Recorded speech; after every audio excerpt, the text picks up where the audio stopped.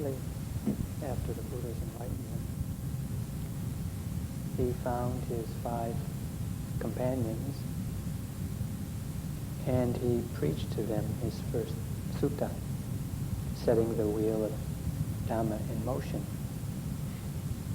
After hearing that sutta, these 5 ascetics practiced for 5 days. And each of them, at the end of 5 days, had attained to the first stage of enlightenment. On the 5th day after giving the first Dhamma talk, he gave the second Dhamma talk. And he talked to the same 5, now they were bhikkhus. And he talked about the characteristic of non-self. It's called the Anatta Lakkhana Sutta. The 5 bhikkhus that were listening to it were paying careful attention to their nama rupa, noting things as and when they arose. And at the end of the discourse on the characteristic of non-self, they all had attained to the highest stage of enlightenment. So please listen carefully. You may have some enlightening insight. Anatta, or anatta, is one of the 3 characteristics of all phenomena.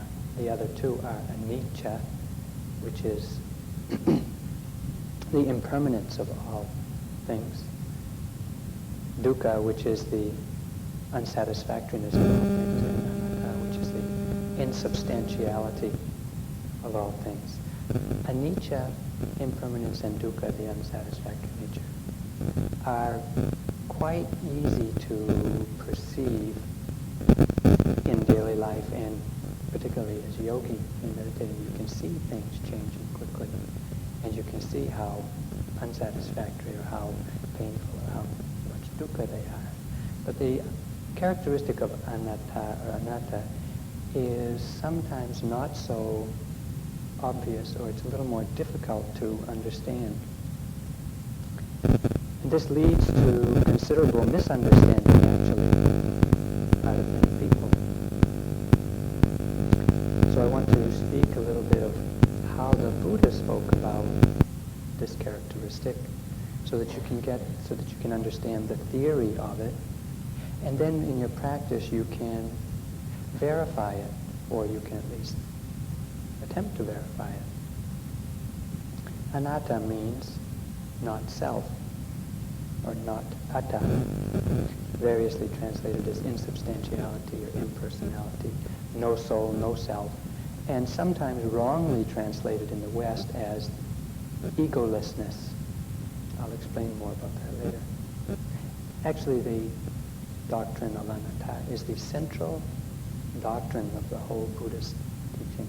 It's essential that you're going to be, if you're going to have a full understanding of Buddhism, it's essential to understand this characteristic. The Buddha said that whoever is not clear that phenomena arises due to conditions, and that actions are conditioned through ignorance and craving, they think that there is a being or a soul that understands, that acts, that causes to act, or it's a being that is born, that sees, that hears, that does things, that has pleasant feelings and unpleasant feelings, has desires, grasps objects, and that it's a being that dies and is reborn. But he said this is not so. He says, neither inside nor outside of this nama rupa process, of this process of mind and matter that we're observing here, neither inside nor outside of it is there anything in an ultimate sense that can be regarded as self-existing being or soul. There's no abiding substance. In fact, there is only a continuous process of mentality and materiality arising and vanishing. All conditioned phenomena. But we don't see things that way most of the time. We identify with things and we call it our self or our soul or our being or we, me, I. What is it that we call I? The Buddha identified 5 aspects of our existence that we experience and identify in such a way that we believe it is I. We believe it is me. And attendant with that, we believe that others are them, or he or she. These 5 things I want to talk about tonight.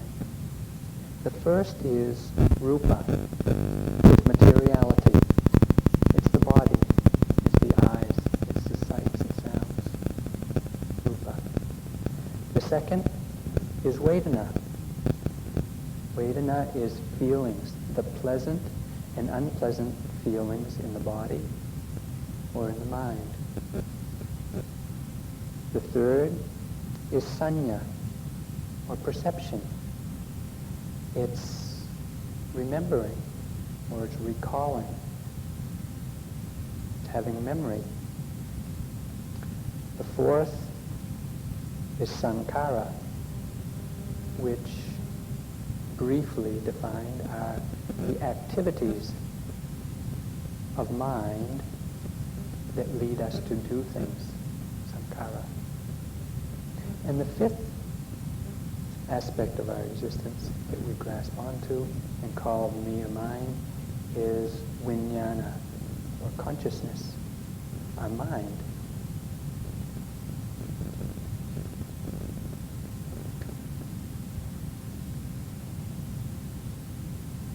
The Buddha said that these 5 aspects of our existence arise collectively all the time. But there is not in any one of them, nor in any combination of them, anything that is permanent, residing, living entity, being, soul, creature, whatever you want to call it. One time there was an enlightened nun named Vajira who was being harassed by Mara. Mara was trying to disturb Vajira and was asking her, what is a being? What is a person? How is a person formed? Where did they come from? Who made you? How did you come to be? And Vajira was insightful. And she said, why do you, Mara, fall back on the being? Don't you have wrong views? This being is only a heap of conditioned processes. A being is not to be discovered here. Just as the word chariot is used for a combination of parts, so also the word being is conventionally used when these 5 aspects are present. So what rupa, or what materiality, is grasped and conceived of as a self, or as the most intimate, integral part of me? The eye, the ear, the nose, the ability to taste, the ability to feel, the ability to think. Because we have these capabilities, they're material phenomena, we identify with them. We say, I see. Actually, seeing is happening.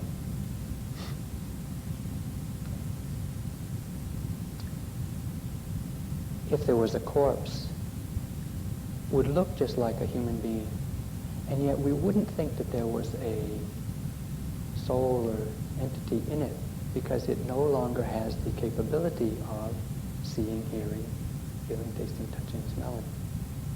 So it's that quality, or that ability in us, or that we experience that we identify as myself.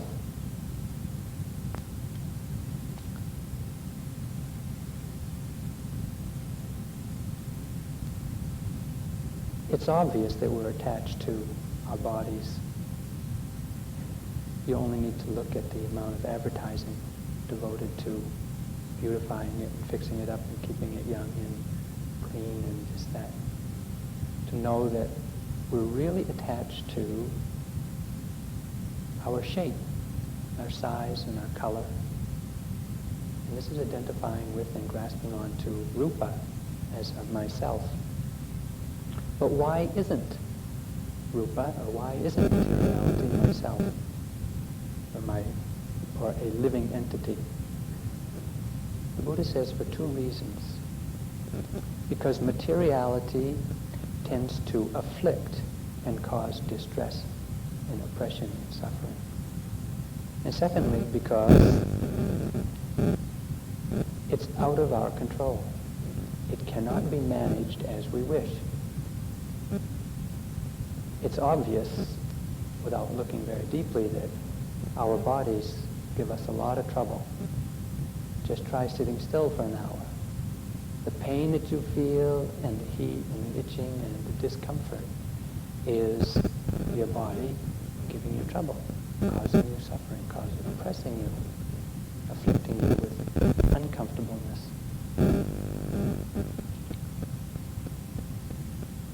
And the body gets thirsty, and the body gets hungry, and the body has to go to the toilet, and it gets hot and cold.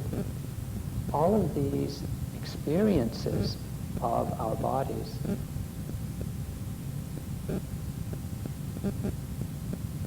oppress us. And what integral part of us would want to oppress us all the time? How can that be our innermost being that bothers us and afflicts us and oppresses us all the time? How can that be? And it's also equally obvious that we don't really have much control over our body. It's born, and it goes on automatic pilot, and at some point down the line it dies. And there's not a lot we can do about it. We can eat healthy and get exercise and fresh air, but it's going to go its way, and we can't control it.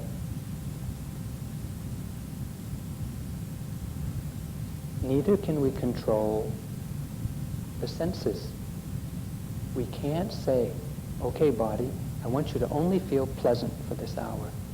It doesn't happen. Or when we're sitting and we're comfortably quiet in this quiet hall, and some noise starts outside, we can't say, okay, ears, stop listening. I don't want to hear this. We can't control our bodies. We can't control our senses. Because of that quality, it cannot be our self, our innermost self. It can't be a living entity. It's out of control. It's just a material process that happens due to conditions. When there's a sight and the eyes are open, you're going to see if you have attention, and so on with the rest of the senses. The second aspect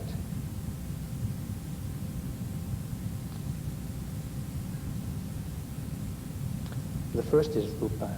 The next four aspects have to do with the mind. There are different functions or parts of the mind. The second is Vedana. Vedana is the pleasant and unpleasant physical feelings or sensations that we have in the body, and the pleasant, neutral, and unpleasant mental feelings that we have or that we experience. We say, I feel pleasant, or I feel pain. But in fact, it's not really I. It's just the experience of pleasantness arising and passing away due to conditions.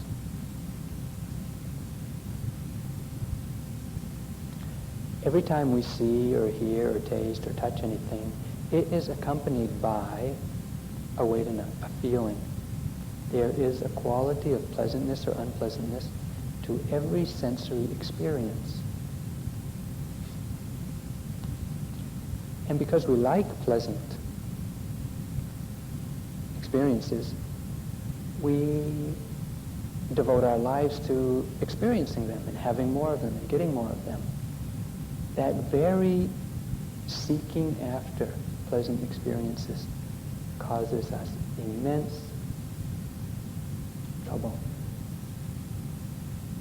In this way, feelings, pleasant and unpleasant feelings, cause us suffering, oppress us, inflict dissatisfaction on us.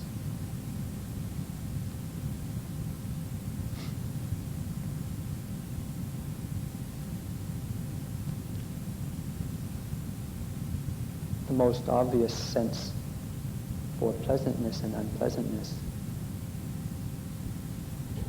all of them have a lot of pleasant and unpleasantness, but when we eat, pleasantness and unpleasantness is particularly noticeable, but not more noticeable than the pleasantness or unpleasantness of the body, the touch sensation. As you know, you can get very sensitive to the slightest pleasantness or unpleasantness in the body. A single little splinter in one little finger and the whole body is upset. Or should I say the whole mind is upset. When we look at a rock or a log, we know that it doesn't have feelings. So we believe that there's no living entity in it. And yet when we ourselves or see another being or creature that does have senses and has feelings, we believe that there's something in there, a living entity inside of that thing that we're seeing that is experiencing these pleasant and unpleasant feelings. We think there's someone or something inside of us or inside of dogs. But we don't believe that there's something inside of a rock. So it's this ability to feel pleasantness and unpleasantness that we identify as being me. But in reality, these feelings of pleasantness and unpleasantness arise due to conditions. When the conditions are there, we feel the experience. When the conditions are gone, we don't feel the experience. We can't make them come, and we can't make them go. I don't need to catalog the types of unpleasant experience that you're experiencing here as yogis. You report it every day. Tightness, pain, itching, hot, cold, hungry, happiness, unhappiness, sadness, joy, depression. What else is there? There's other things, but there's a big catalog of pleasant and unpleasant vedana that we identify as being ourselves.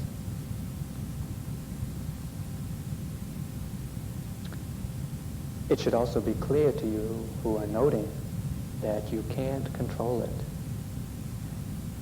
You can't experience only pleasant bodily sensations.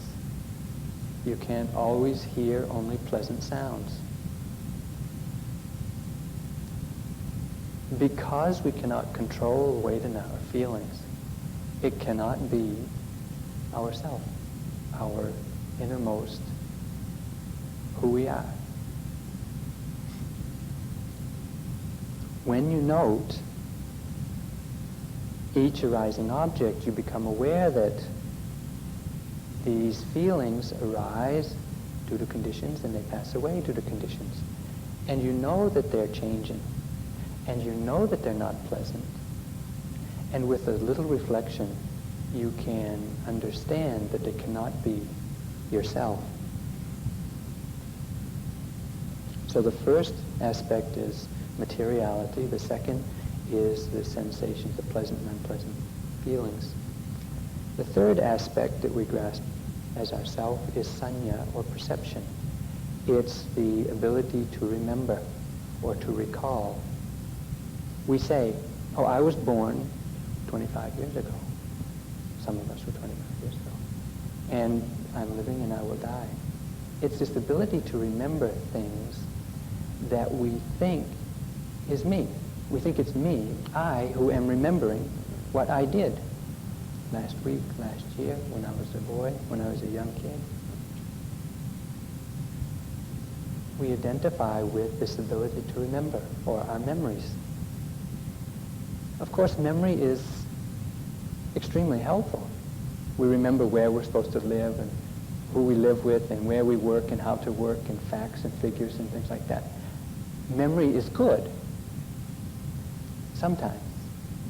When you sit in meditation and you start remembering painful experiences of the past or very unpleasant memories, this again is sanya, or remembering, recalling. It's not very pleasant. It should be obvious.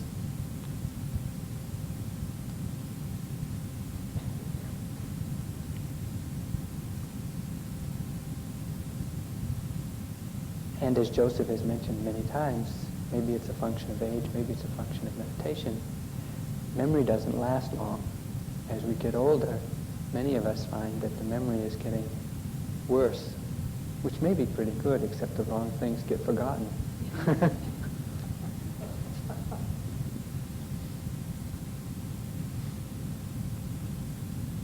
The way that memory works, or the way that sanya works, perception works, is that the perception in one moment gets passed on to the next moment.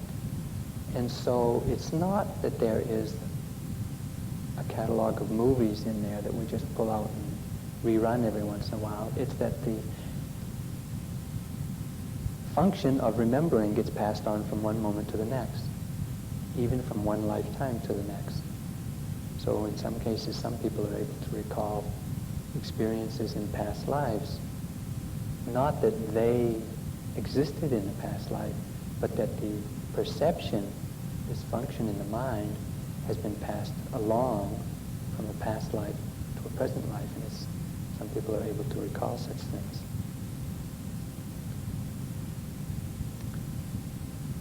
When we think that it's I who remember, or I who can recall, or I who have all these stored memories, we are grasping at perception as being an entity or a living being or myself.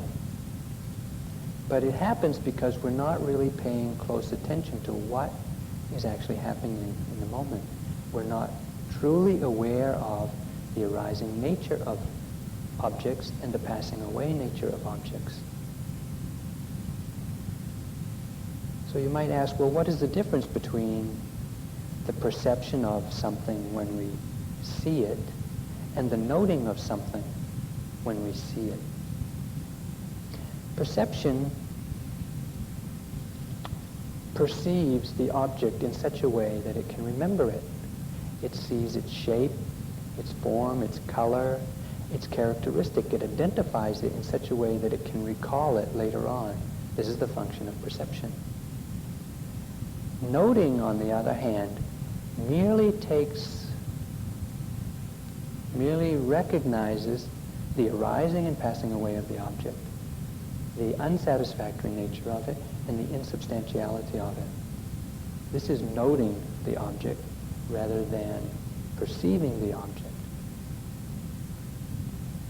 It's not identifying color, shape, form, function, and characteristics. It's just seeing the impersonal nature, the impermanent nature, and the unsatisfactory nature of the arising object. It's like during a snowstorm, if you went outside and you watched snowflakes falling in your hand, you'd see a snowflake, and an instant later you'd see a drop of water because your hand would melt it. It's thinking that that drop of water is a snowflake, or was a snowflake. It's not. A snowflake is a snowflake. A drop of water is a drop of water. But it's that memory getting in the way of just seeing the drop of water as a drop of water. This is sanya, or perception, we need to remember. The fourth aspect that we grasp hold of as ourself is called sankharas. It is the mental activities that lead us to perform physical and verbal actions.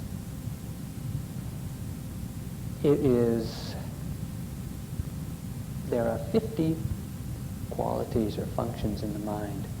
The primary one that moves us to act is volition. It's the intending to do something that moves all of the other mental and physical factors into being, and actually something happens. Either you speak or you move or you act.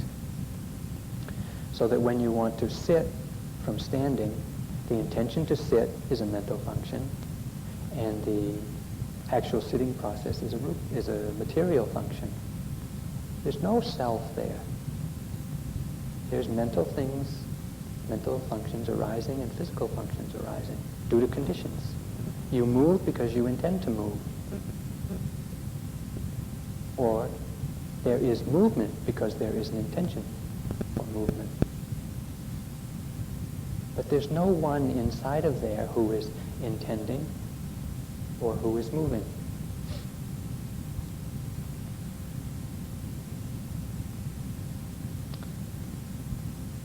Again, this aspect, these mental formations, tend to cause us discomfort and oppress us and to make life miserable. Because, for example, yogis, you want to come in the meditation hall and you want to be a good yogi and you want to note the rising and falling for an hour or for a while. And what happens? You sit down with the intention of rising, falling, and pretty soon the mind is going somewhere else. It's because there's an intention to do it. We can't control the mind. We can't control our intentions. We want to be mindful, noting all the time. We want to sit still. And this intention in the mind, or this volition in the mind, starts getting agitated and says, move the body, get more comfortable, don't endure this pain. And it's just this little thing in there insisting in the mind, move, move, move, move, move. And pretty soon you move. It's because this function of mind has insisted that it be taken care of.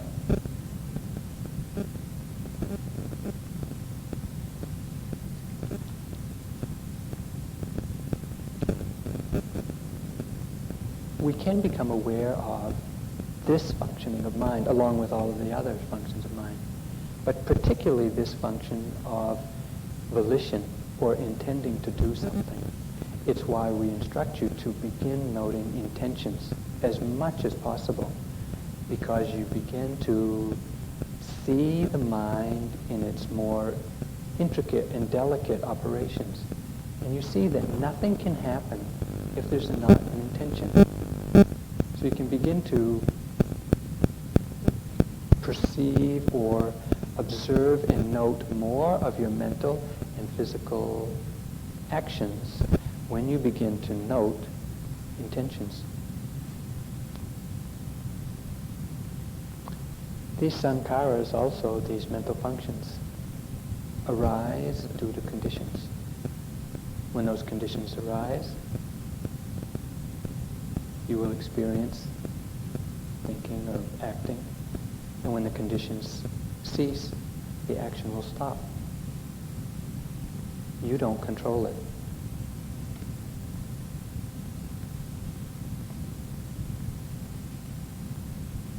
This is the fourth aspect of our existence that we identify as ourselves.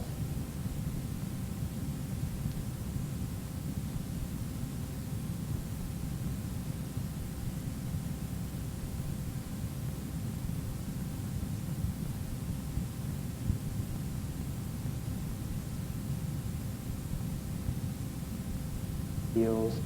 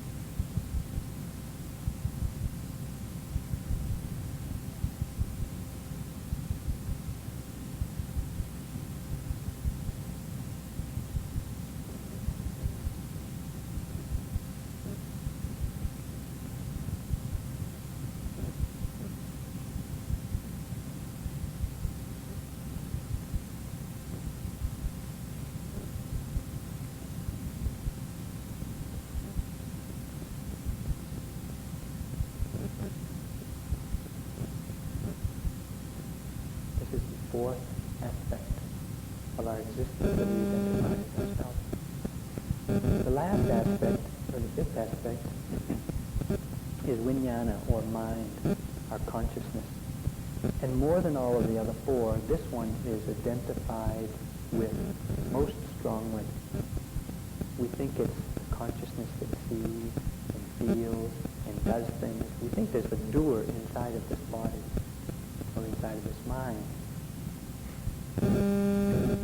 The consciousness is consciousness of seeing, consciousness of hearing, consciousness of thinking. And when we see things that are unpleasant, we get oppressed by that consciousness. When we hear sounds that are unpleasant, we get oppressed by that consciousness.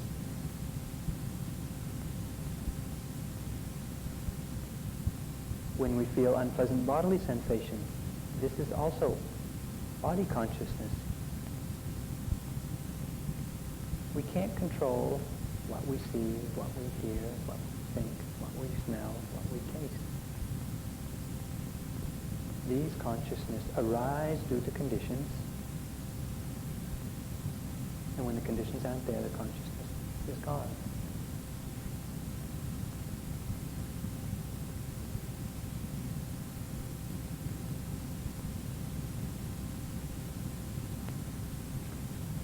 In the West, for this aspect of mind, this consciousness, we sometimes use the word ego. I want to speak a little bit about this concept because there are many people in the field of psychology who are also meditators, and we sometimes use the words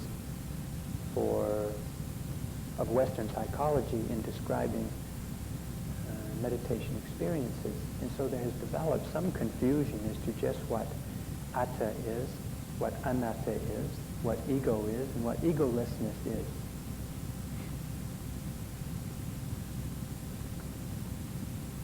We all have an ego. And some of us don't like our ego, or what we think is our ego. But actually, ego is not the same as atta. And egolessness is not the same as anatta.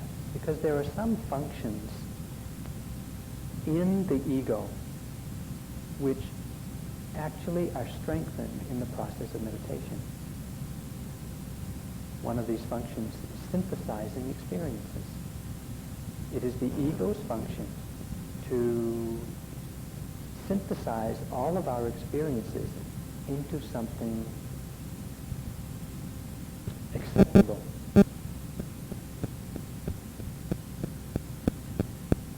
And this happens, this function of ego gets strengthened and highly developed in meditation because there are many new experiences that we have to accommodate, we have to come to understand, we have to come to see clearly, and we have to synthesize into our mental physical process. But at the same time as the process of meditation is going on, the understanding of anatta or anatta is getting stronger. So in fact, anatta is not egolessness. Egolessness in the Western psychological tradition is really a disintegration of some inner self. And it's a real it's a psychosis actually, whereas meditation need not lead that way, and in fact doesn't.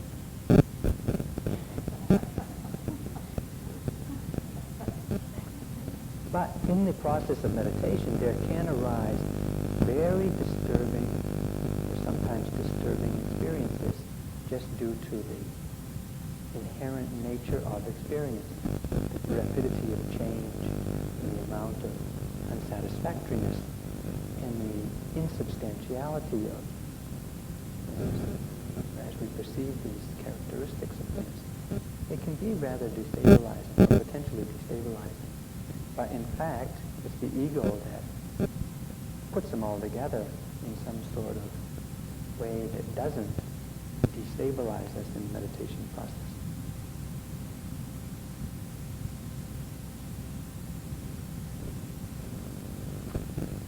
So as you note mental and physical objects as and when they arise, you become aware of these 5 aspects of existence: the materiality, the body, the pleasantness and unpleasantness of physical and mental objects, memory, perception, remembering pleasant and unpleasant things, the intention in the mind to do everything that is done, and all the other mental formations that lead you to speak and act, and the consciousness, the mind, the seeing consciousness, the hearing consciousness. And you begin to see these things arise and pass away. And you begin to see that they really operate on their own conditions. You can't really control them. And they're not really all that satisfying in the long run. In the short run, any of them may give some temporary pleasure, but when that pleasure, or when that satisfaction is gone, there's a hankering after more of it, and there's the having to seek after it, which is unsatisfactory. All of these 5 aspects of our existence are void of a self. They're empty. There's no permanent substance to them. They just arise with the conditions. They create an illusion. The 5 of them together create this illusion of myself. But in fact, when we analyze them, we see that they are individually arising and passing away phenomena.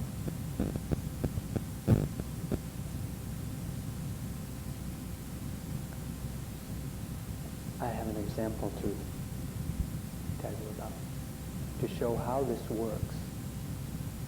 One yogi reported to me that he was having a bad day, and he was thinking, oh, I'm so depressed. Thinking he was depressed is, of course, a mental feeling. It's a weight enough, and he was attached to it because he was attached and wanting something other than the feeling. But he didn't know it. So he said, well, in order to relieve this depression, instead of noting it, I'll listen to some music, then I'll be happy. So he thought these intending to listen to music is, of course, this volition in the mind, which is sankhara, and he was attached to this, hopefully, pleasant experience, pleasant mental experience, or pleasant physical experience of listening to some music.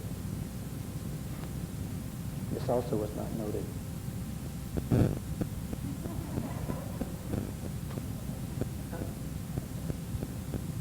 Thinking that he was going to listen to the music is craving for a pleasant experience. So you can see there's a mental state, a negative mental state, or an unpleasant mental state, which went unnoted.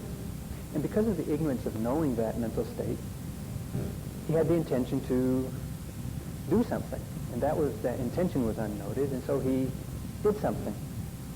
He got a tape player, he got a tape, he got some headphones, and he came into the meditation hall early in the morning when there weren't many yogis here.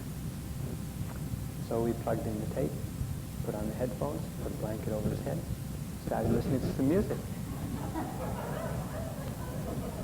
All unnoted.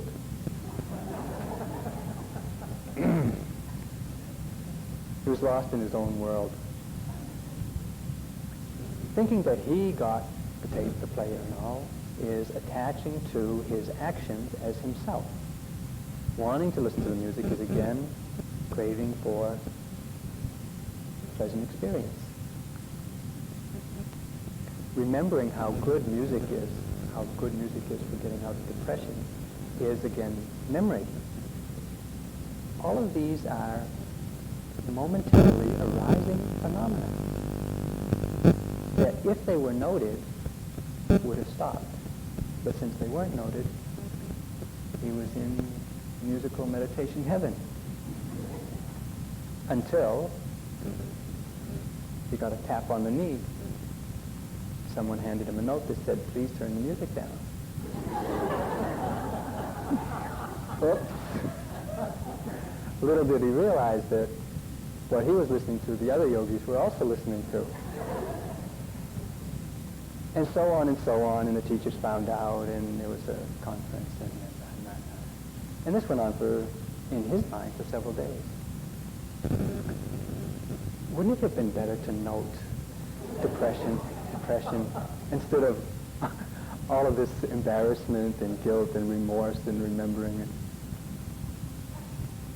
He gave me permission to use this as an example, so I'm not embarrassing him. We all do it all the time. We don't know. We forget to know. We have intentions and we follow up on those intentions unknowingly, and we get ourselves into a mess. Life, basically.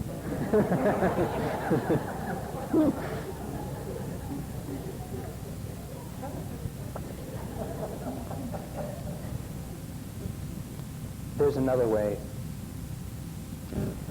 If when these objects arise, these mental and physical objects, these five aspects of our existence, if when they arise, we note them, and if we see the unsatisfactory nature of them, if we see the oppressive nature of them, we will overcome our desire for them. If we see the impermanent nature of them, we will overcome our belief that they last forever, and our pride in having things that last forever, or even that we last forever, or that our body lasts forever. If we note the insubstantial character of any of these five aspects, we can overcome wrong view. We can see them as they truly are. arising and passing away.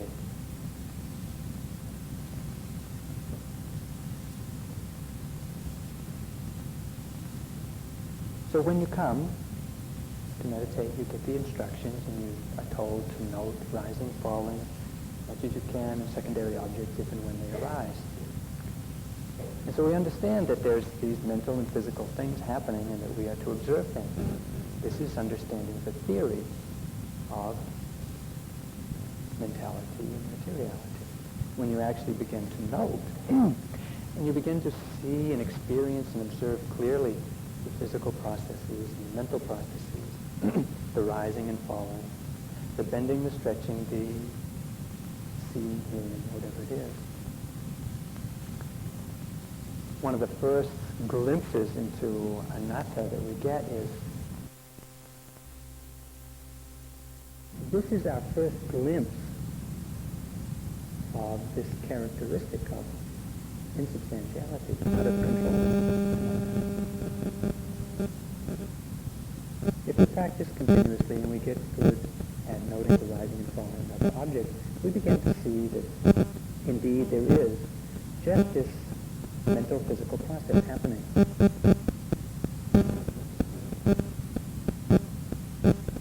And if we continue to note and we begin noting intentions, we begin to see that it's not happening randomly. It's happening because of cause and effect. We intend something to happen and it does. We intend to move and we do. We intend to see and we see. Without the intention, it doesn't happen. When we begin to see that there's just a mental physical process happening, and it's happening because of cause and effect, it's another level of understanding the characteristic of anatta, that there's no one who's doing it. It's happening. It's a scientific process, if you want to call it, cause and effect, mentality, materiality. When we continue to practice more, we begin to see how each object arises. We begin to see how they persist, or they last for a period of time, and then they pass away. We begin to actually directly perceive the impermanent nature of these objects.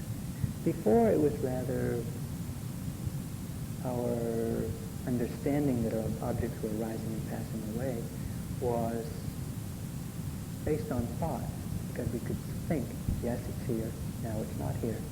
But as we practice, we begin to actually see the arising and see the passing away. And the impermanent nature, the permanent characteristic of all of these phenomena becomes very clear. When this happens, we also begin to see that there's not much to them, and they don't really offer us what we want. They don't satisfy us in any appreciable way. We begin to see that they really are unsatisfactory. This is the characteristic of dukkha. And we see also, we begin to see more clearly that we don't have any control over, because they just arise and vanish of their own accord rapidly. And at this point in practice, there can be a tremendous flood of experiences, mental and physical and emotional, and all of your senses can seem to be operating at one time. And it can be extremely uncomfortable and at times very painful.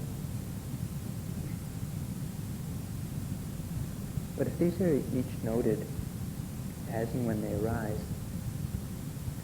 the ability to see the momentariness of objects becomes clearer.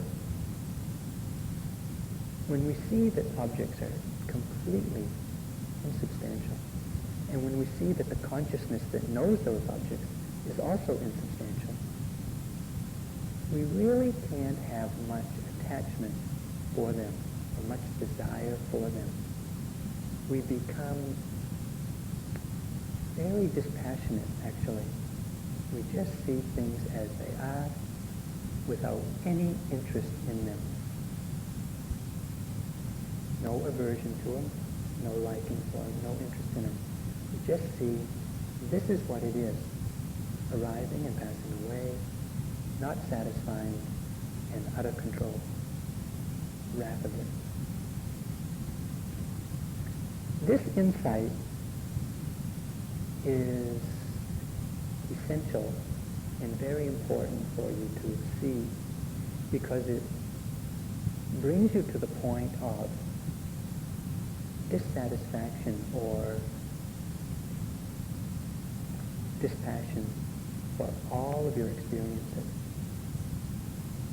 And when you have this feeling of dispassion, it's not aversion, but it's dispassion for all of these experiences, then there arises in you, or there can arise in you, the true wish to be liberated from them.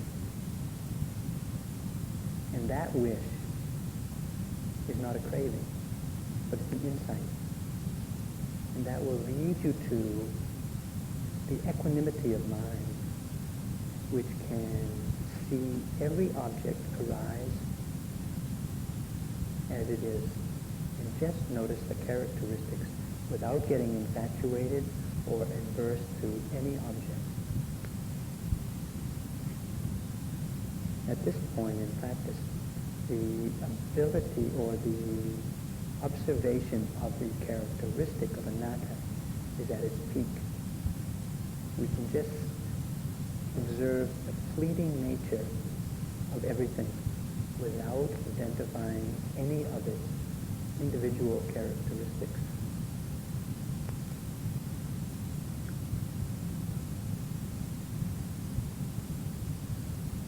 It becomes extremely clear, vividly clear at that point, that there is no self, nothing that's a living entity or a permanent residing being in this mental physical process.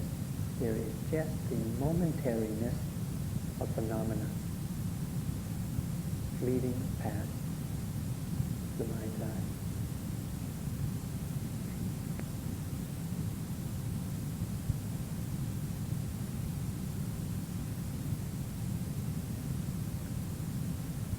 These are the 5 aspects that the Buddha identified as what we grasp onto and call ourselves.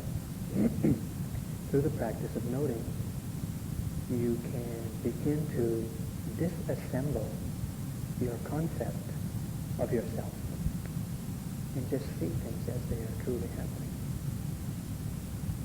rapidly arising and passing away.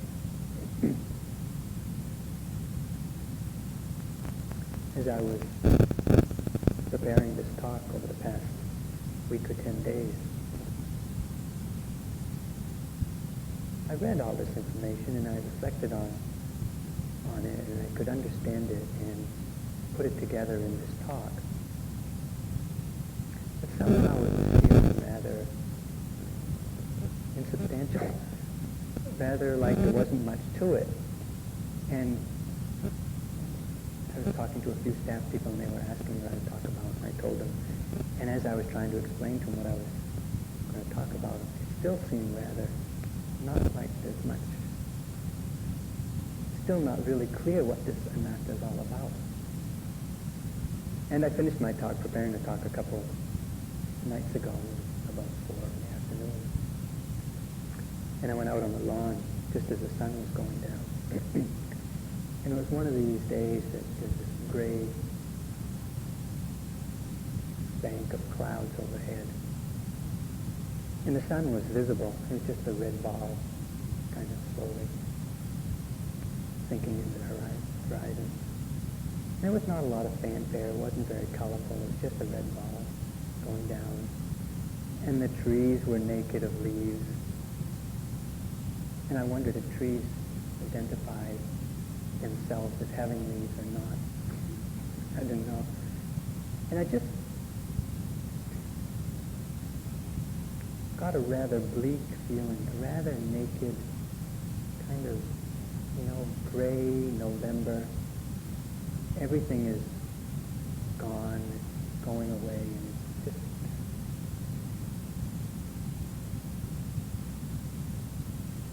I was noting everything.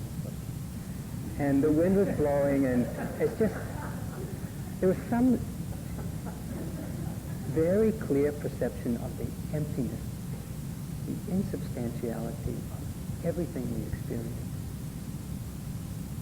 And I began to recall my practice, a period of time of my practice in Burma. After several months of a lot of self-pity, self-pity, oh poor me, I can't do this, oh poor me, I'm in Burma, the food, the weather, my friends, blah, blah, blah. After all of that, there began to be pervasive melancholy set in. And I remember reporting, at that time I was reporting every day. Every day I would go in and the first thing I would report is how much melancholy and I was noting. And at one point Sayadaw explained to me, or he said to me, or he offered the information that when you get into practice and you begin to see the emptiness of all phenomena, you realize that there's nothing. There's no memory. There's no future. There's no person. There's no experience. There's nothing that can do anything for you. Nothing. It is all insubstantial.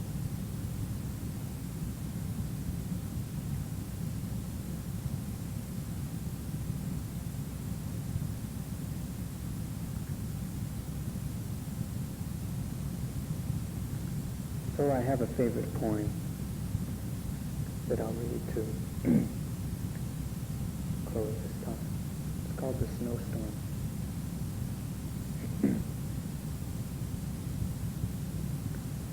It is the first and last snows, especially the last, that blinds us most, Thoreau once said. And I wonder what he possibly could have been thinking, since snow is always with us and keeps falling in its proper season, the generations accepting it without first or last, save perhaps this. There is a single snow which a child stores in her memory, the first snow when she falls in a drift, the first snow that reveals secrets like the flakes on her sleeve, always to be remembered because it brought knowledge of crystalline perfection, infinite diversity to be tasted with her own salt tears, the immeasurable prodigality of the universal worlds in which we are lost, the first and blinding snow of childhood. Second, the view from the farm window, the last, with the black guest waiting at the door, and outside, falling and falling across corn shocks, wheat stubble, ploughland, the whiteness of the void. Lucretius must so have seen his atoms, created out of them a world. A wind whipped the flakes aside, perhaps. A snow flurry that conceived a farmhouse kitchen and a stove, made fields, made animals, made men.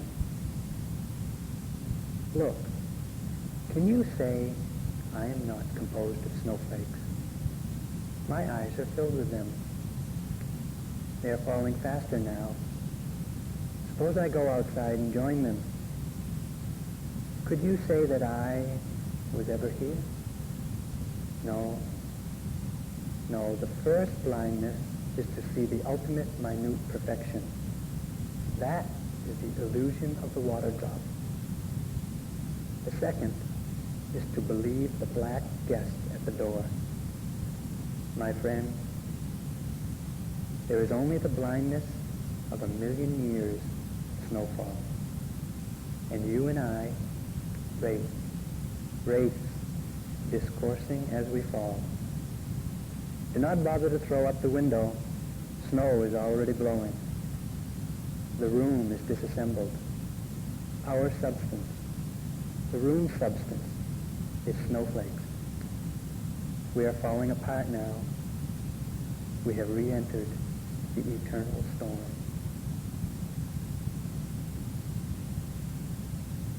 That's it.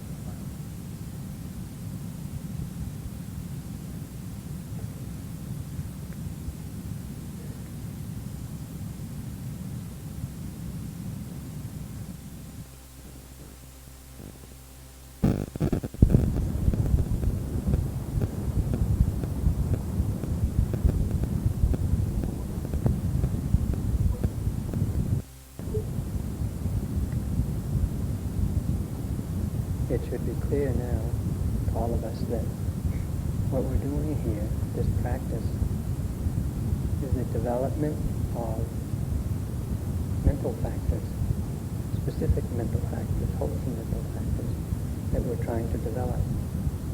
When we come and we begin this retreat, we have our mental and physical habits and mental factors that contribute to them. When we come here, we come into a situation which in some ways is ideal for practice. Or at least we have a view that it's an ideal situation for practice. And we have an idea what ideal practice is. But at the beginning of the retreat, this ideal that we have just exists in our imagination. We haven't put it to work yet. We haven't tested it. It's something like having a model that we're going to imitate. Other retreats have been like this, so we'll do this retreat the same way.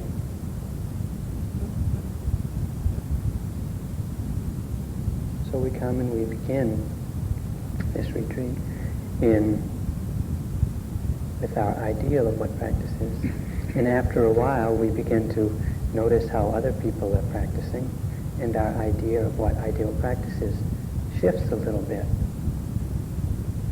And sometimes we're not really aware of how it shifts, or what our relationship to the shift is.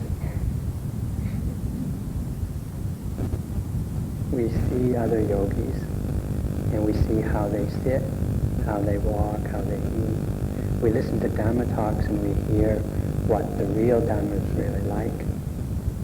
We hear stories from the teachers about their practice at different times, or we hear stories about different monks or nuns at the time of the Buddha. And somehow we get a picture, or we get an image or an ideal of what practice really is, or we look at who we think are good yogis, and we say, oh, that's what good practice really is.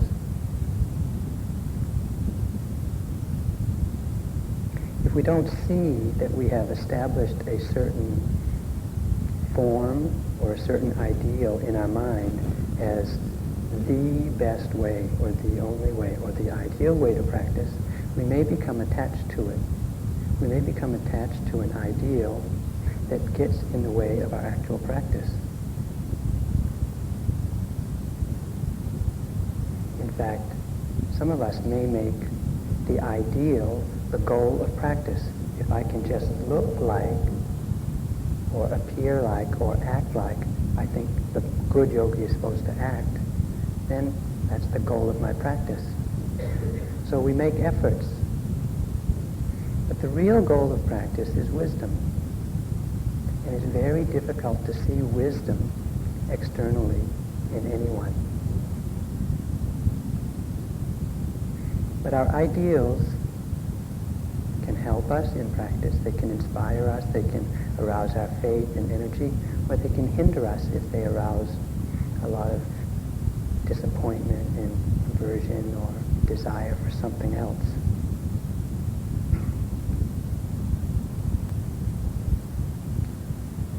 What I want to talk about tonight is some of our attitudes and beliefs and ideals that we have accumulated since before we came here and since we've been here.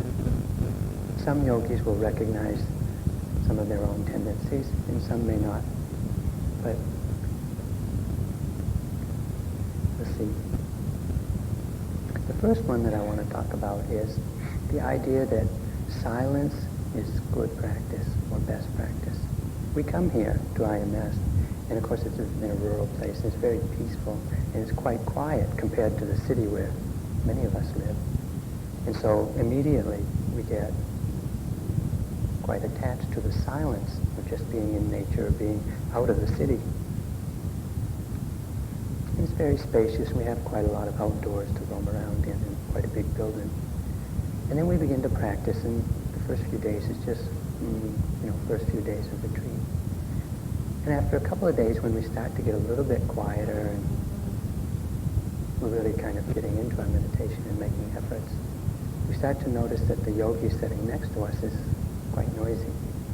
Wears one of those nylon things that rustles around, or coughs, or has the sniffles, or makes too much noise in the dining room. All the noises that the other yogis make. And this sets up a reaction in our mind. Maybe just a little irritation if our meditation is good. Maybe full-blown anger if it's not so good. Such mental factors, both irritation and anger, and wanting that person to stop, or wanting the staff to quiet down, or not wanting so many cars. Whatever noise it is, we don't want the pipes to bang, we don't want the construction. Whatever it is, not wanting to exist is an unwholesome mental state. Wanting it to stop is also an unwholesome mental state. These mental factors are not good practice. But it's our ideal to have a quiet place.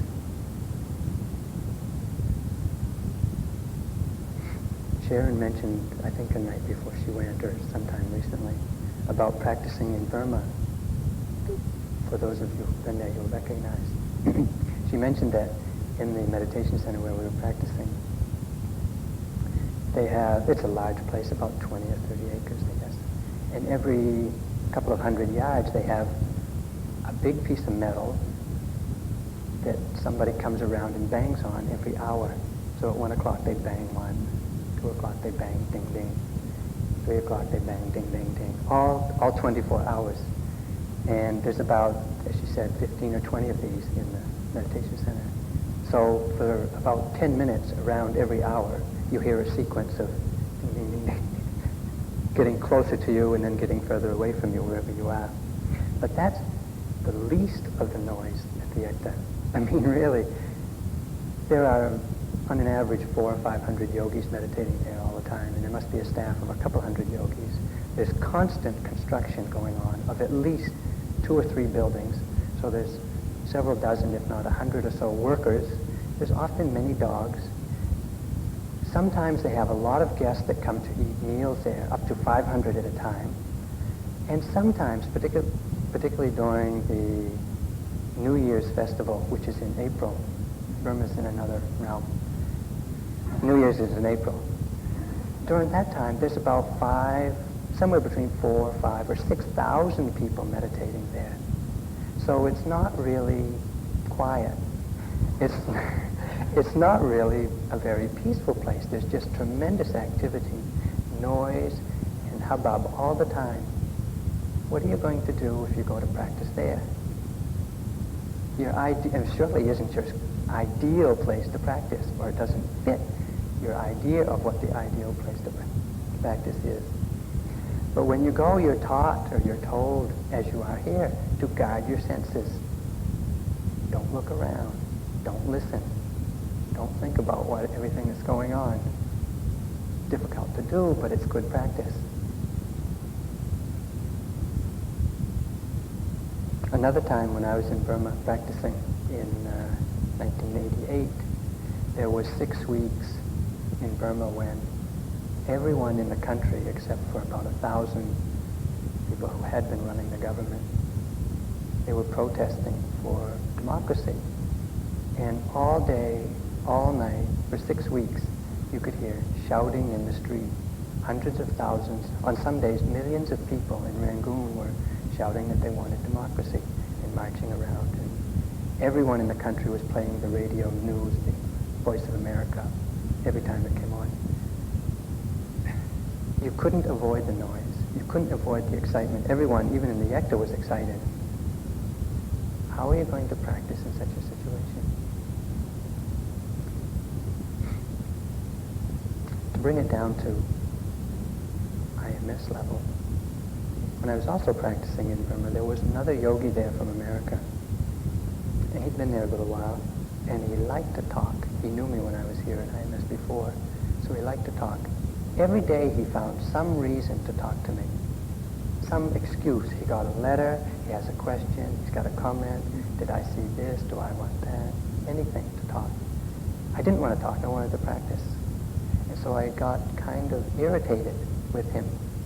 So I told him, well, you know, we're here to practice, we're not here to talk, so please don't come talk to me. That was just in one ear and out the other. He was back the next day, ready to talk again. Whether I talked back or whether I spoke with him or not, didn't matter. He just came and talked. Whether I was sitting in my room or on the way to the dining room or sitting in the meditation, didn't matter. He would come. He liked to talk. So I had to do something, of course, because irritation was getting the better part of my practice. So I said, all right, I'll just note standing. When he comes to talk to me, I'll just note standing. So I noted standing, standing, standing as he was talking to me. And I was very irritated still. So I started noting irritation, irritation, irritation. And I was still irritated. So I noted, all right, hearing, hearing, hearing. And I was still irritated. I tried to avoid him. I did everything except note what was going on. When I finally got, after several months, actually, I'm sorry to say, after several months,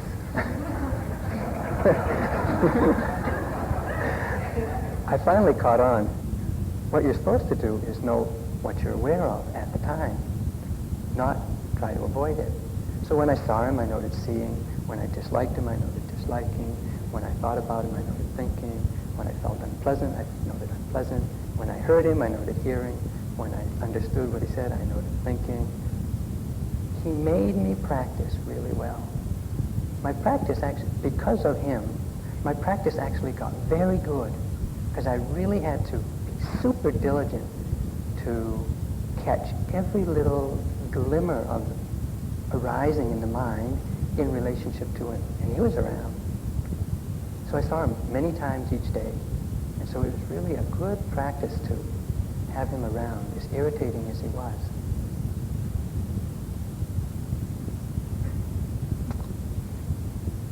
I'm not suggesting that anyone here becomes such. No. I'm just telling you what happened with me when I was there. Obviously, I had to let go of my idea about what ideal practice is, or even that you shouldn't speak, or that we're all practicing noble silence. Having that idea didn't help much in that situation.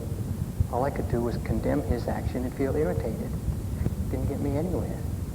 So even though we are here practicing noble silence, and we are trying to be quiet and respect each other's practice, we still have to learn how to know.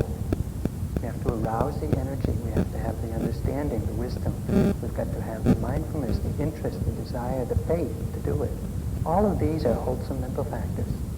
If we just hang on to the way it should be in irritation, we don't make much progress.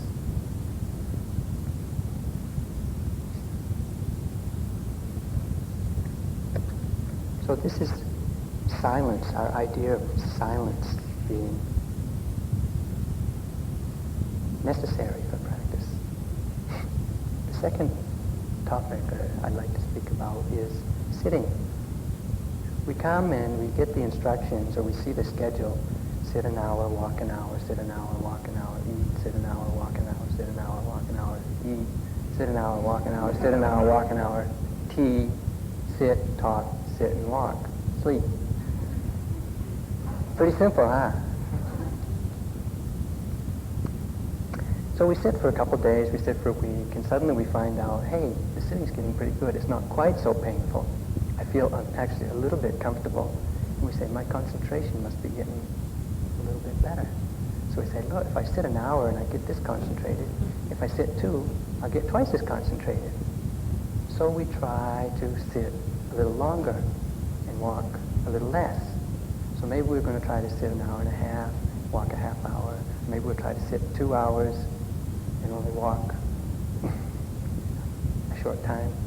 Or we sit in our room so that we can sit long time. What happens? We find that we run into more pain.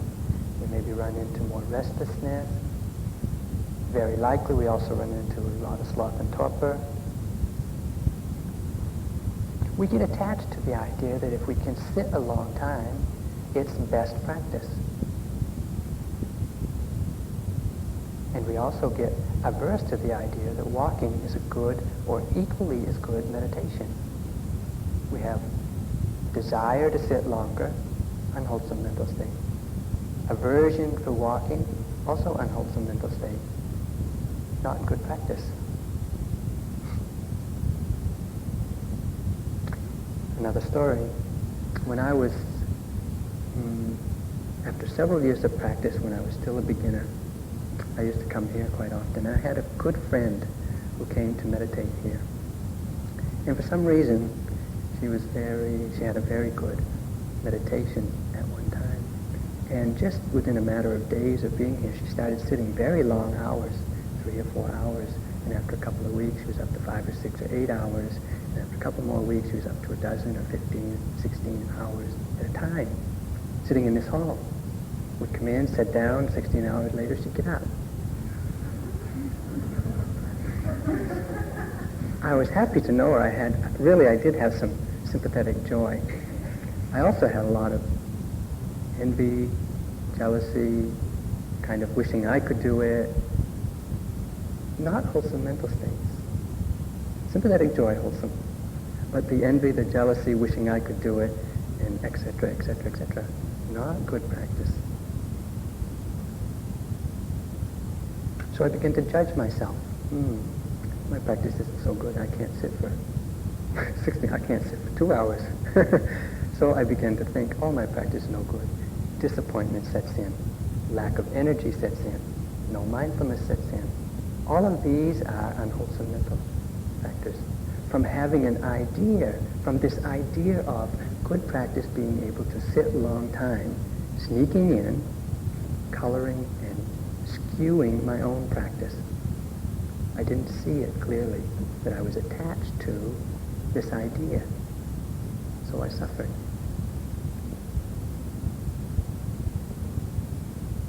One yogi was here before, told me that he had heard about people being able to sit a long time, so he was quite a beginner also. So he said one time he made a determination he was just going to sit for 6 hours, period, that's it. So he sat down, 6 hours later he got up. But he was so lame that he wasn't able to sit for several days afterwards. Is this good practice? Not likely.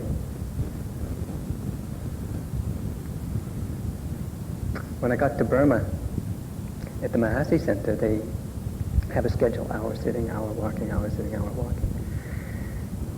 I like to talk, so I talked to some of the Burmese monks there, and they told me about this one Mahasi Center in southern Burma, where the Sayadaw there specializes in long sittings. And anyone who goes there, he has them sit. He starts to train them to sit long time. And within a month, most people are sitting 24 hours, no matter what age. And in fact, in Burma, a lot of young people practice, 15, 16, 17-year-olds, when they just get out of school before they go to university. They all go to the yekta to practice. Within that period of time, they're within a month or two, most of them are sitting up to 24 hours. Not only sitting, they also stand for 24 hours meditating, and they also lie down, awake, meditating for 24 hours. Now, if you think that sitting a long time is good practice, that's where you want to go.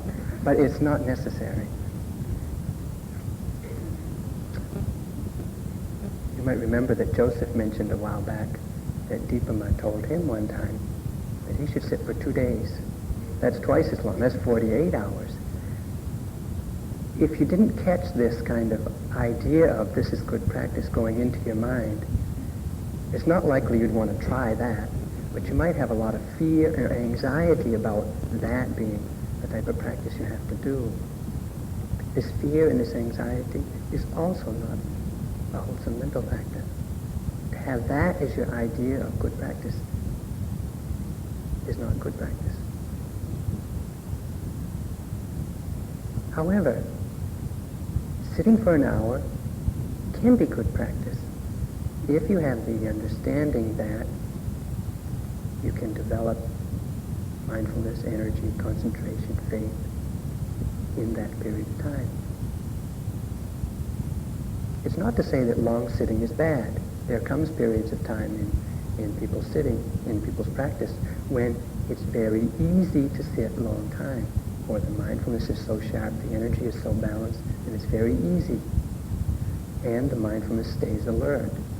To sit longer is all right, of course. And it's not because you have an ideal that I must sit a long time that you're doing it.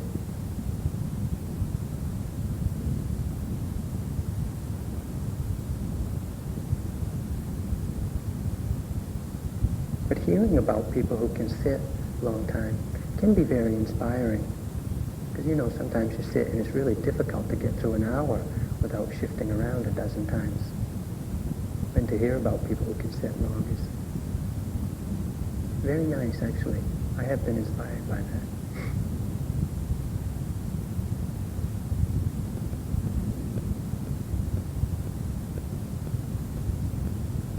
One time Sayadaw told me, I went to report to him, and I was sitting at that time 2 or 3 hours, and not balanced either. It was pretty much a struggle.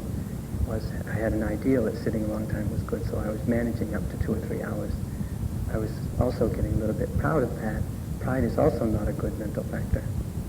So I went to report to Sayadaw, and he said, well, now you said you can try to sit a little longer. And I said, well, how long would you like me to sit? And he said, I'd like you to sit an hour and a half. And I said, but I'm already sitting 2.5 or 3 hours. And he said, well, you should only be sitting an hour or an hour and a half. He said, the reason you have so much pain is because you sit too long. I said, oh, you mean pain isn't good practice? That type of pain, you don't have to generate pain to have good practice. And yet somehow it can sneak into our mind as, if I'm not in pain, somehow it's not quite good practice.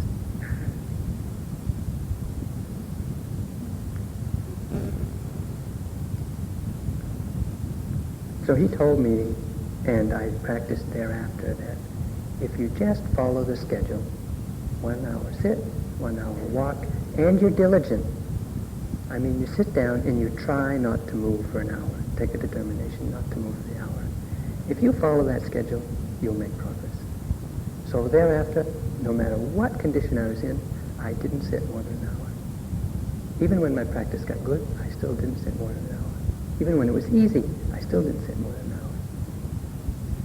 I was attached to that idea also. It's very easy to get attached. So the first is silence as an ideal in practice. Second is sitting long time as an ideal in practice. The third is one that we all fall prey to, I'm sure. It's samadhi. Of course, samadhi is good practice. But our idea of samadhi, or striving for what we think is samadhi, may not be good practice. We come, and of course it's very physically secluded here, and we take the precepts, and we start acting like a yogi, and our senses get pretty well secluded. And after we practice for a couple of days, or maybe a couple of weeks, the hindrances quiet down a little. That's not to say that you don't have hindrances, but they quiet down quite a lot, actually. And so the mind gets very secluded. And so mindfulness gets good, the energy gets good. And we say, hey, where's my concentration? We look for, or we have this idea that tranquility of mind and body, where there's just maybe 1 or 2 objects an hour, it's very soft and quiet, just so easy and subtle, and the mind doesn't do anything else. It's good practice. This is our idea of samadhi for some of us. And so when yogis come in to report, they say, my concentration is no good. So I say, well, tell me about your practice.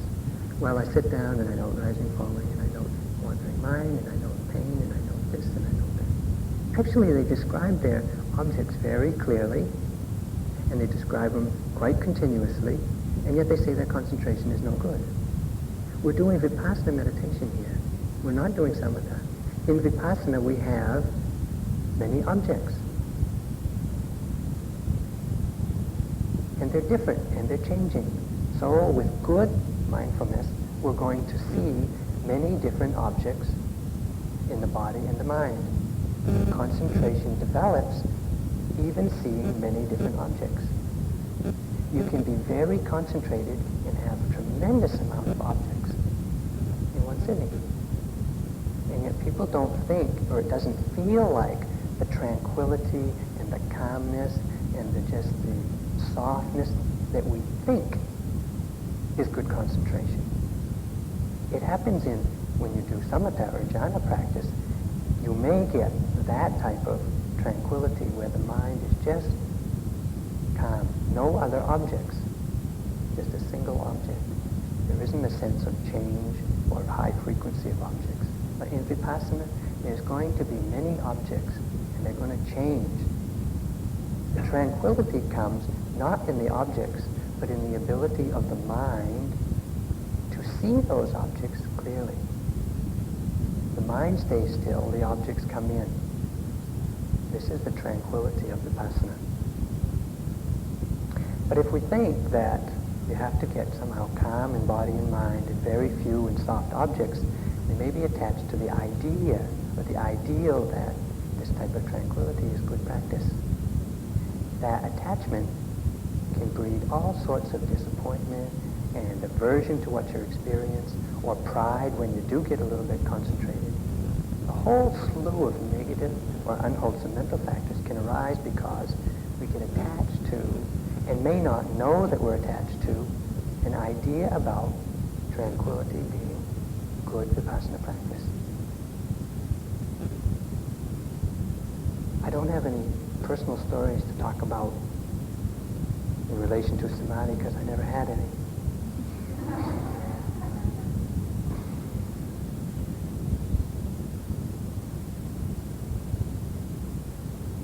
If you find that you're